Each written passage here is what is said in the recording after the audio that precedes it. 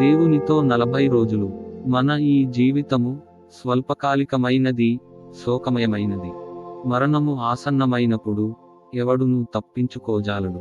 పితా, పుత్ర, పవిత్రాత్మ నామములో మీకు శాంతి కలుగునుగాక. మార్చి 15వ తేదీ 2024 సంవత్సరం. తపస్సు కాలము 26వ ఉపవాస దినము, శుక్రవారము. అతనిని నీచమైన చావునకు గురిచేసెదము.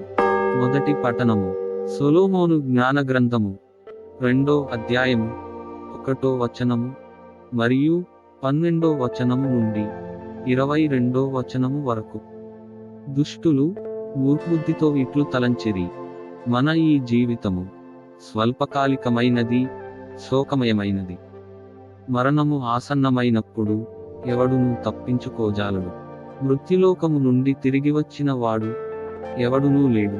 నీతిమంతుడైన నరుని పీడను వదిలించుకొనెదము. ఉచ్చులు పన్ని అతనిని కూలద్రోయుదము. అతనికి మన కార్యములు గిట్టుటలేదు. మనము ధర్మశాస్త్రములను పూర్వాచారములను పాటించుటలేదని అతడు మనలను నిందించుచున్నాడు.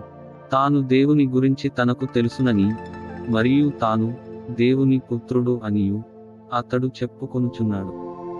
అతని పోకడలు మన భావములకు విరుద్ధముగా ఉన్నవి, కావున అతనిని ఎంత మాత్రము సహింపరాదు. అతడు ఇతరుల వంటివాడు కాదు, వాని చేయుదములు చోద్యముగా ఉన్నవి. అతని దృష్టిలో మనము చలామణి కాని నాణ్యముల వంటి వారలము. మన కార్యములు అశుద్ధము వలె నింద్యములైనవి. పుణ్యపురుషులు ఆనందముతో మరణించెదరని అతని వాదము. దేవుడు తనకు తండ్రియని అతడు గొప్పలు చెప్పుకొనుచున్నాడు. అతని పలుకులు యథార్థమేనేమో పరిశీలించుదము. అతని మరణము ఏ తీరున ఉండునో చూచెదము. ఎందుకంటే నీతిమంతుడు దేవుని కుమారుడైతే దేవుడు అతనికి సహాయం చేస్తాడు మరియు అతని శత్రువుల చేతిలో నుండి అతన్ని విడిపిస్తాడు. కనుక అతనిని క్రూరముగా అవమానించి హింసించి పరీక్షకు గురిచేసెదము. అతని శాంత భావము ఏపాటిదో, సహనభావము ఎంత గొప్పదో పరీక్షించి చూచెదము. అతనిని నీచమైన చావునకు గురిచేసెదము. దేవుడే తనను రక్షించునని అతడు చెప్పుకొనుచున్నాడు కదా, అది ఎంత నిజమో చూసెదము. దుష్టుల భావములు ఇట్లు ఉండును, కాని వారు పొరపాటు చేసిరి.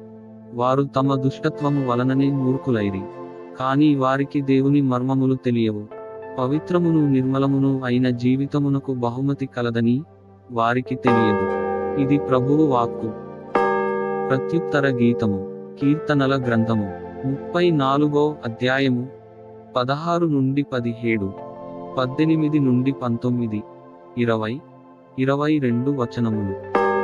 అందరూ వేదన వలన గుండెలు పగిలిన వారికి ప్రభువు చేరువలోనే ఉండును. ఆయన దుష్కార్యములు చేయువారిని ఎదిరించును.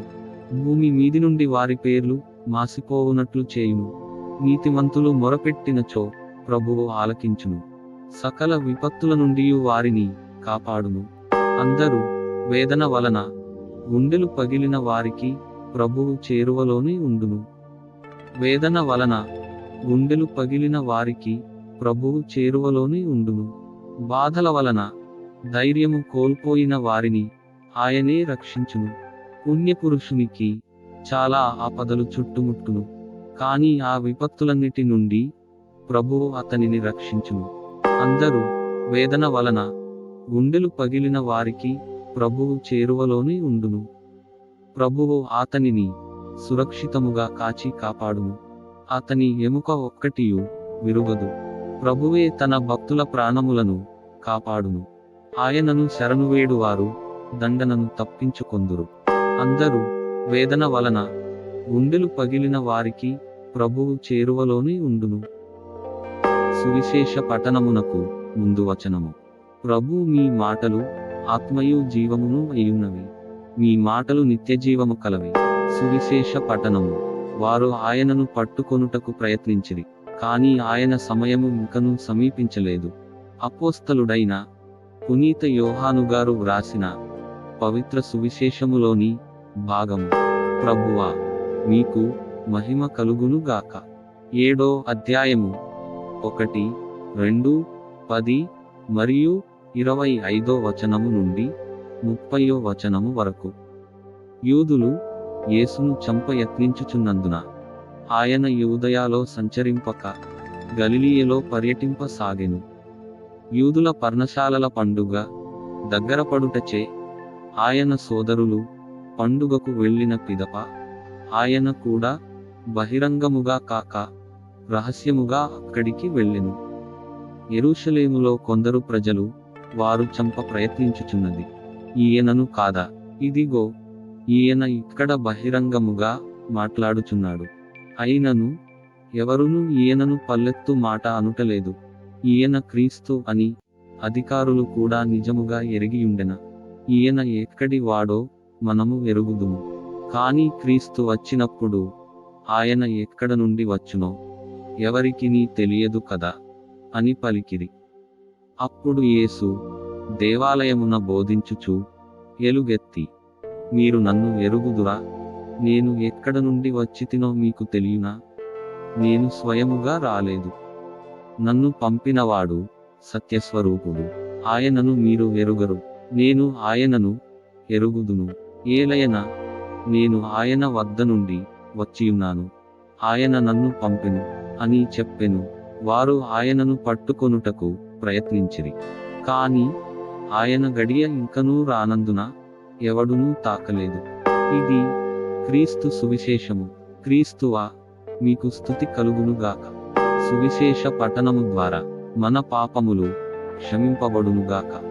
ఆమేన్. ప్రార్థించుదము. మీరు స్వేచ్ఛగా జీవించండి, వెలుగునందు జీవించండి.